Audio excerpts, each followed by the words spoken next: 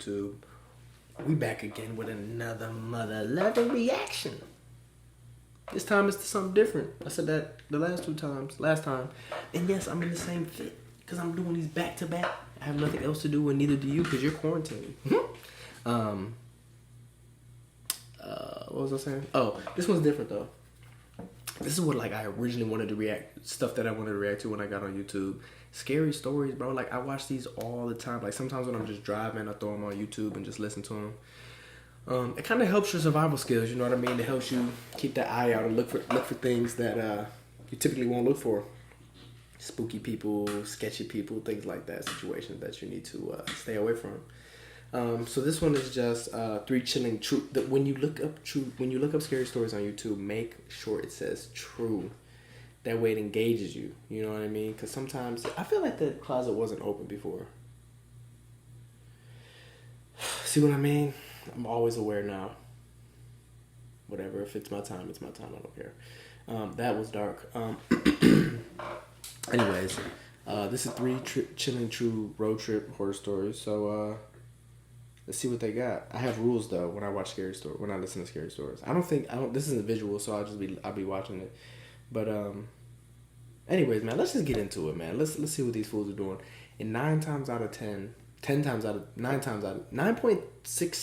of 10, these videos are involving blank people. You know what I mean? Let's see. Road trip horror stories. Number 3.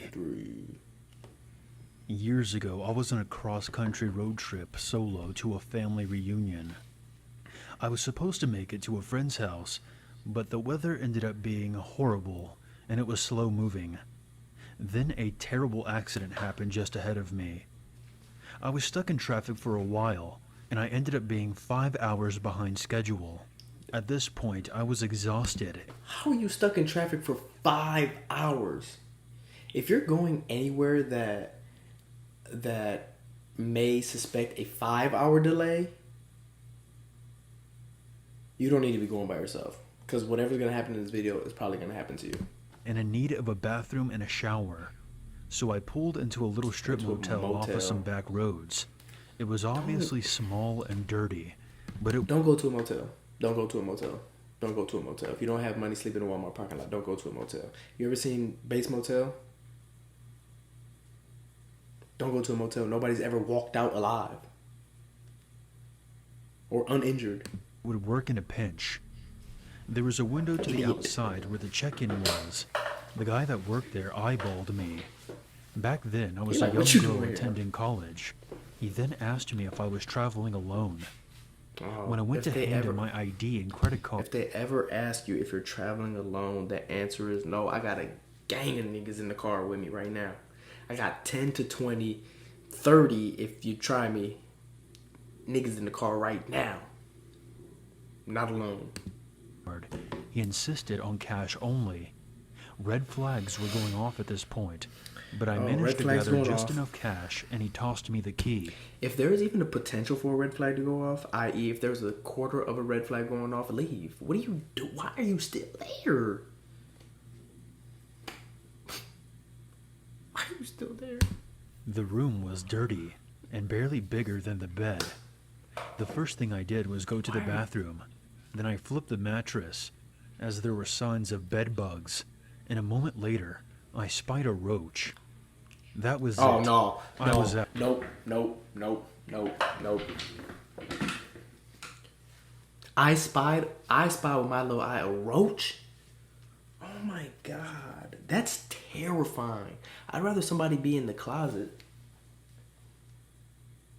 before I see a roach. Out.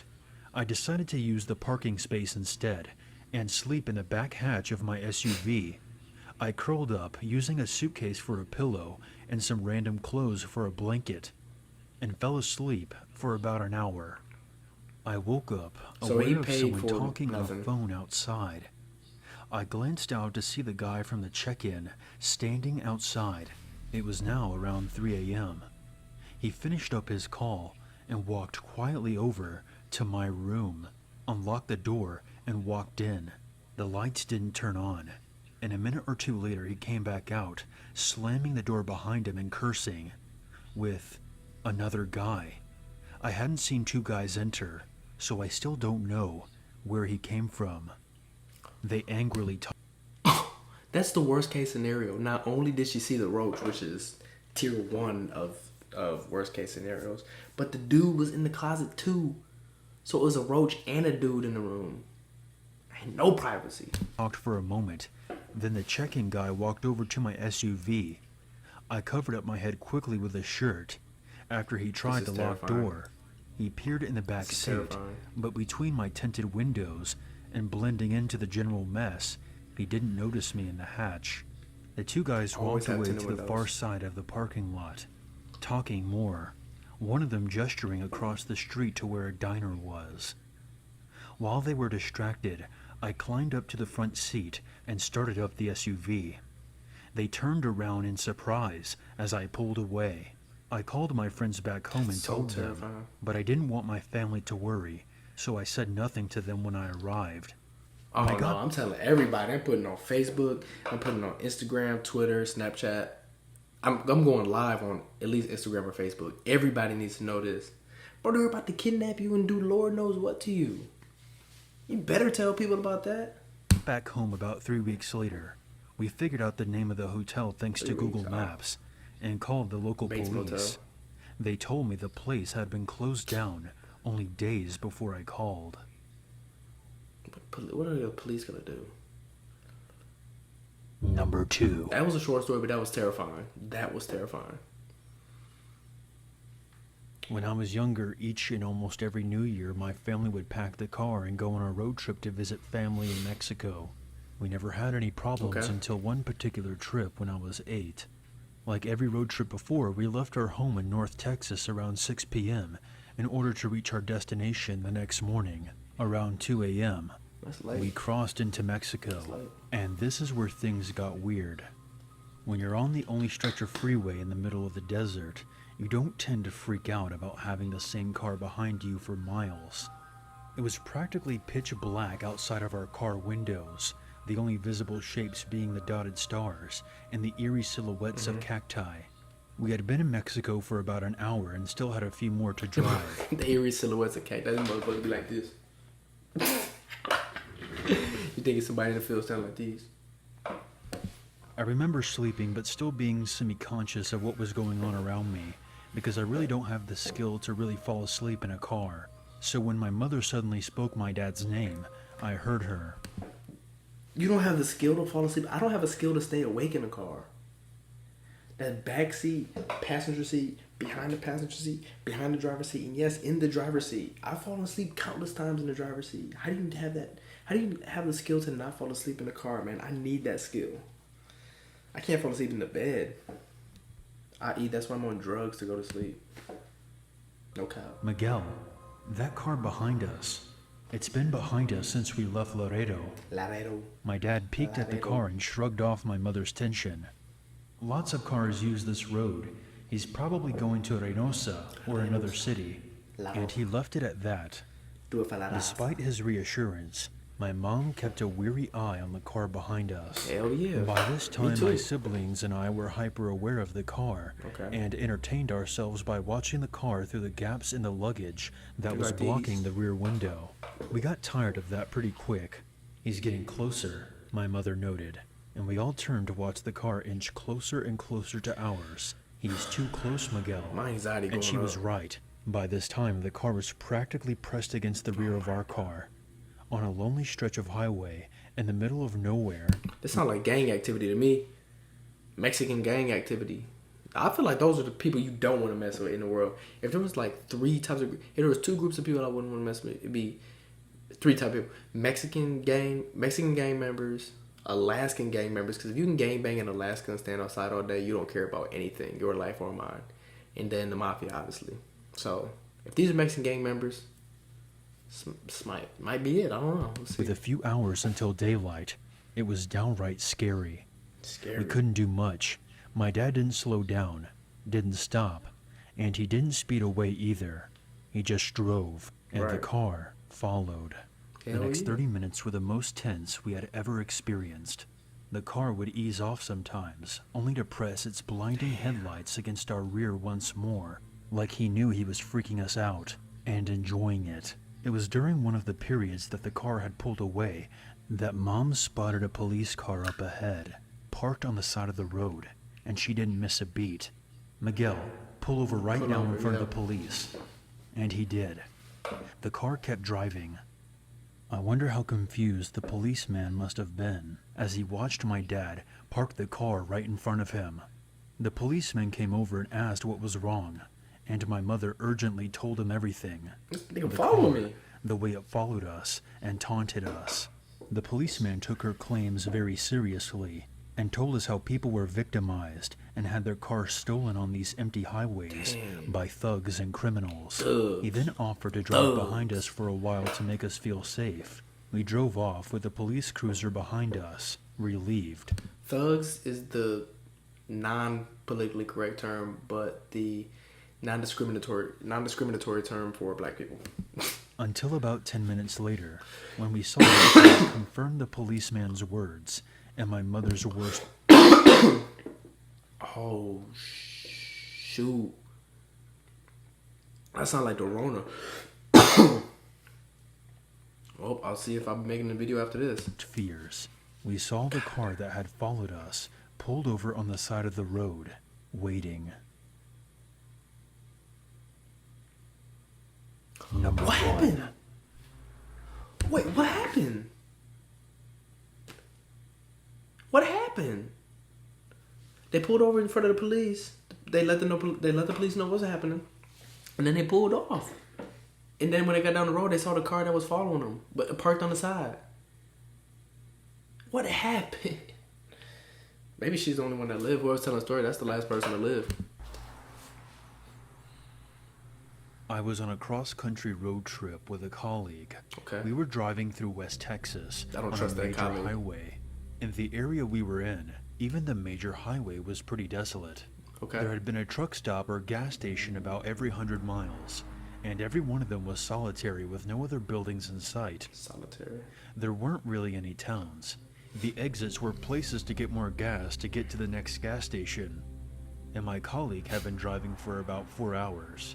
I can usually drive about 8 before I get tired. I go on frequent road trips. Right. But she could only manage about 4 or 5 before it Weak. was my turn again. Weak. We were also getting low on gas. That's my commute at to about work, a quarter 4 or 5 tank. hours. And you learn from road travel to fill up when you get the chance. So she was looking for a gas station as we drove along. Okay. It's really corny, but we were talking about fate and destiny and other weird shit at the time. That's real. That kind of conversation gets me keyed up and worried. So I was trying to change the subject. She took an exit while we were talking, and I got out my coffee mug so I could fill it up, Oh, my as it shoulders was look my kinda turn to good. drive. We pulled into a typical Nowhereville gas station. Off the prison It had a body now. trailer out back. I assumed, thinking back, it was probably where the people who owned it lived. Okay. There was another car parked in front of the doors off to one side. We got out, still talking, and walked up to the double doors, each of us grabbing a door handle. The doors were locked. I turned and looked around to see if there was a sign. Sometimes places will put up, back in 5 minutes. Going And fishing. I noticed type shit. several things in succession. The coffee pot inside was halfway done, brewing a fresh pot of coffee. Okay. The monitors that showed the store were visible from the outside, where we were, but all of them were showing static. There was a splash of bright red on the door in the back of the place, which was closed. I suddenly realized that I was looking at a huge streak of blood with handprints in it. Every hair on the back of my neck stood up. My friend began shaking the door and yelling, "We need to get gas." No, you But I had don't. already turned and walked away from the doors. Okay, so boom, they're at the gas station. They're about to get gas. They're about to go inside. Oh, girl telling the story notices a bloody streak on the window with handprints implanted in them. She says nothing to her homegirl or her colleague. I don't know the girl. She says nothing to her colleague and walks away. Well, she did say colleague. She didn't say friend, so that's fine. Actually, never mind. then said, "We have to leave now." I Right grabbed her now, by right the now. arm and started propelling her back to the car. Now I noticed the other car in the lot had no plates. It was dingy and had dents. There was an empty gun rack in the window of it. Empty. I ran to the car, dragging her with me. Come on, B. She seemed to take forever to open the doors. The whole time she kept saying, "But No we need sense of gas." urgency. Well, I tried to explain to her, No survival instincts. "There's blood in there. Blood." After what seemed like a Human year, fluids. she pulled the car out. When we were backing up, I saw through the windows that the back door to the gas station was opening. But we had pulled away before anyone came out, thankfully. I was freaking out until we were about 20 miles down the highway. I tried to call the police, but I had no signal. And I didn't get one until we had driven about 40 miles and got to a They truck was in stop. I called the boonies. cops. They thanked me, and I Thank never you. heard anything more about Thank it. you for telling us To that you this might have day, witnessed a murder. I feel like if I hadn't have freaked out, we might have met the robber, or whoever was in the back room of that place. I also wish I would have been able to find out what the hell happened there. It was a Chevron station, somewhere in the western part of Oh my Texas. God. Never go to Chevron. Never go to Chevron. The reason their gas prices are so low is because they put Dasani in the pumps and you put that in your car and then go down the street and need more gas. Anyways, man, that was 3 chilling. I'm pretty warm. I got the fan on, so they didn't chill me off. And if it did, it was probably the fan. True road trip horror stories. They were pretty. I mean, that, like, you can listen to it and have a type of feeling about it, but you've never been in a situation like that, and it could. Man, I don't know. It's just some of the things that happen to people are terrifying. That's why I listen to these, kind of like get my wits about me and, you know, my awareness, increase my awareness. But yeah, man, like, they possibly could have just witnessed a post-murder situation. And the other one, I don't know what happened to those other people that were driving and the people on the side of the road, and they saw the car. I don't know what happened to them. Might be 1 out of 5 alive. I don't know. But anyway, man, I'm definitely gonna be reacting to more scary stories because I love them. So I hope y'all enjoyed it, man. So it's been another reaction video, something different to Scary Stories by RNJ, man. Till next time.